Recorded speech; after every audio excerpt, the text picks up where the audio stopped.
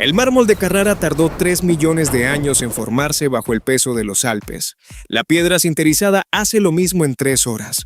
Pero ¿cómo se transforma una mezcla de minerales en polvo en una losa de 3 metros de largo que resiste el calor directo de una sartén, no se raya con un cuchillo, no absorbe ni una gota de líquido y dura décadas sin mantenimiento? Visitamos una planta de fabricación para descubrir el proceso completo, desde las canteras de cuarzo y feldespato hasta la losa empacada lista para instalarse en una cocina o una fachada. La historia empieza en las montañas. En las canteras de cuarzo del norte de España y Portugal, excavadoras arrancan roca cristalina de las paredes de la montaña.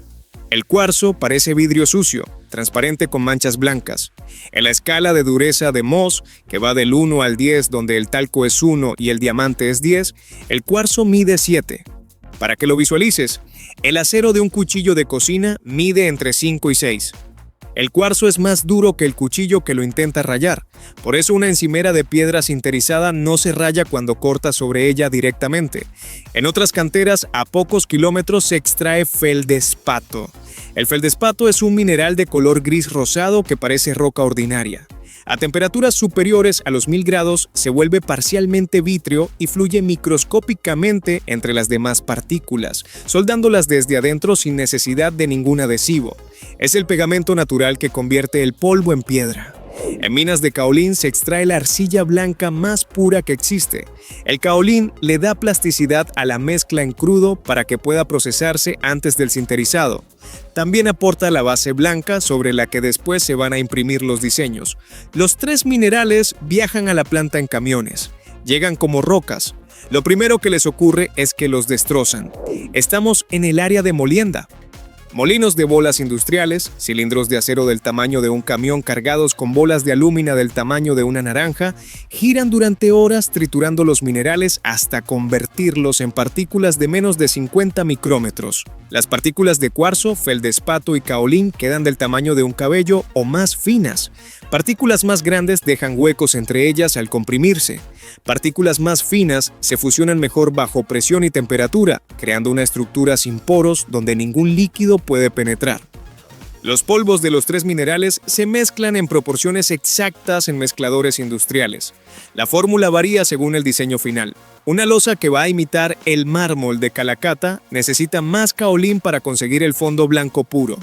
Una losa que va a imitar el granito negro necesita óxidos metálicos específicos. Óxido de hierro para tonos rojos y marrones. Óxido de manganeso para negros y grises. Óxido de cobalto para azules. Son los mismos pigmentos que los volcanes usan para dar color a las rocas naturales. La diferencia es que aquí las proporciones se controlan al gramo. A la mezcla de polvos y pigmentos se añade agua y aditivos que le dan consistencia. El resultado es una pasta húmeda de la textura del barro fino. Esa pasta entra a los secadores por atomización. Los secadores por atomización son torres de 10 metros de altura. La pasta húmeda se pulveriza a través de boquillas en miles de microgotas que caen dentro de la torre donde circula aire caliente. El agua de cada gota se evapora en fracciones de segundo. Las gotitas se convierten en gránulos secos del tamaño de arena fina que caen al fondo de la torre. El proceso convierte la pasta húmeda en un polvo granulado perfectamente fluido, homogéneo, listo para entrar a la prensa. Sin ese paso, el polvo no fluiría de manera uniforme sobre la base de la prensa y la losa tendría zonas más densas que otras. Ahora, el polvo está listo para convertirse en piedra. La prensa de compactación de gran tonelaje es la máquina más importante de toda la planta.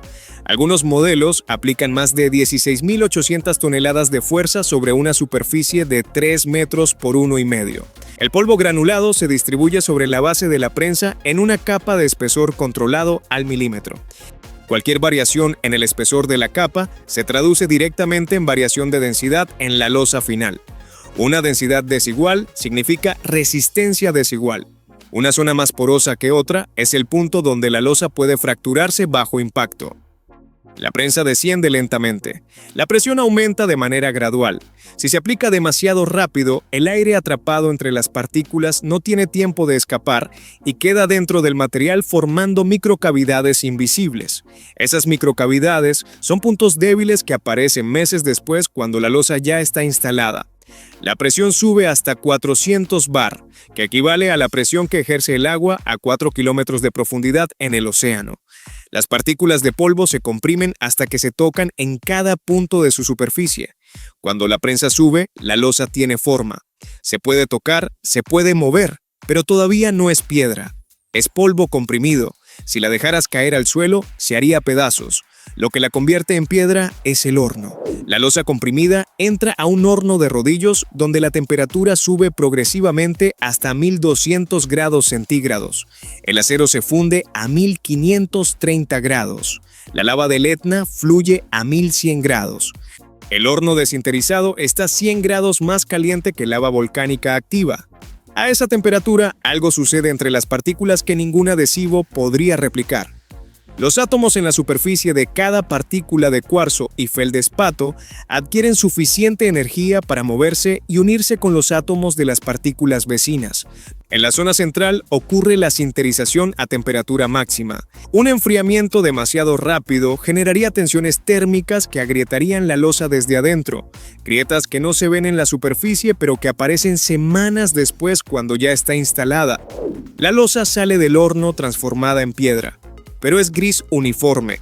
No tiene las venas del mármol ni la textura del granito. Eso viene después. La decoración digital es el paso que define la apariencia final y donde la tecnología supera a la naturaleza en algo concreto. La consistencia. Un mármol natural tiene venas que van donde quieren. Dos losas del mismo bloque pueden tener patrones completamente diferentes. Para un arquitecto que necesita 100 losas idénticas para revestir una fachada, esa variabilidad es un problema que puede costar semanas de trabajo adicional seleccionando piezas compatibles.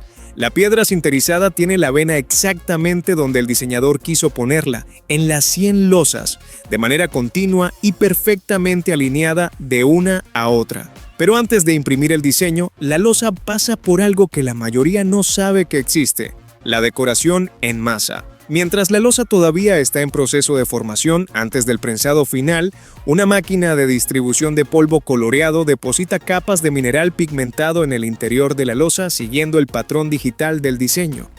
Esas capas quedan embebidas dentro del material, no en la superficie.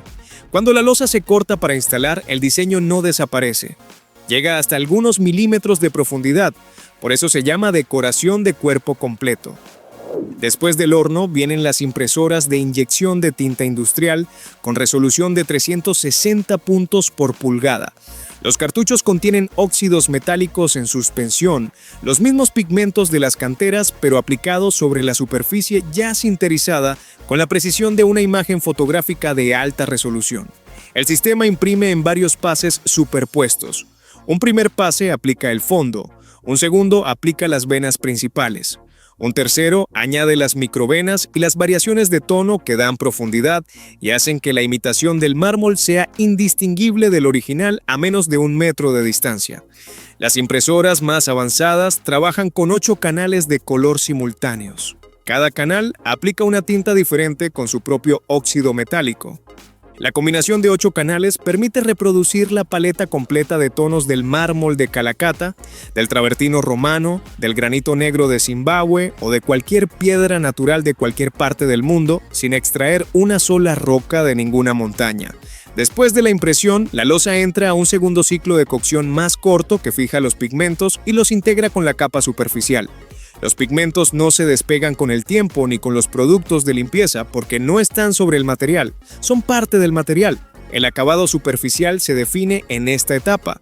Una losa con acabado pulido pasa por una línea de cabezales pulidores con discos de diamante de granulometría progresivamente más fina. Empieza con discos gruesos de grano 40 que eliminan la capa superficial quemada por el horno. Continúa con grano 80, 120, 240, 400. Termina con discos de grano 800 que dejan la superficie tan lisa que refleja como un espejo. Cada cambio de grano elimina las marcas del grano anterior. Es el mismo principio que lijar madera, pero con diamante sobre cerámica densísima.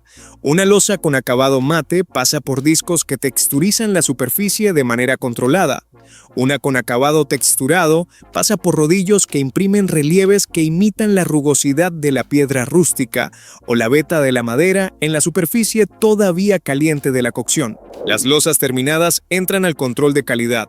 Un sistema de visión artificial con cámaras de alta resolución escanea cada losa a lo largo de toda su superficie buscando grietas, poros, variaciones de color fuera del rango aceptado e imperfecciones en la impresión. El sistema compara la imagen de la losa con el patrón digital original y genera un mapa de defectos en tiempo real.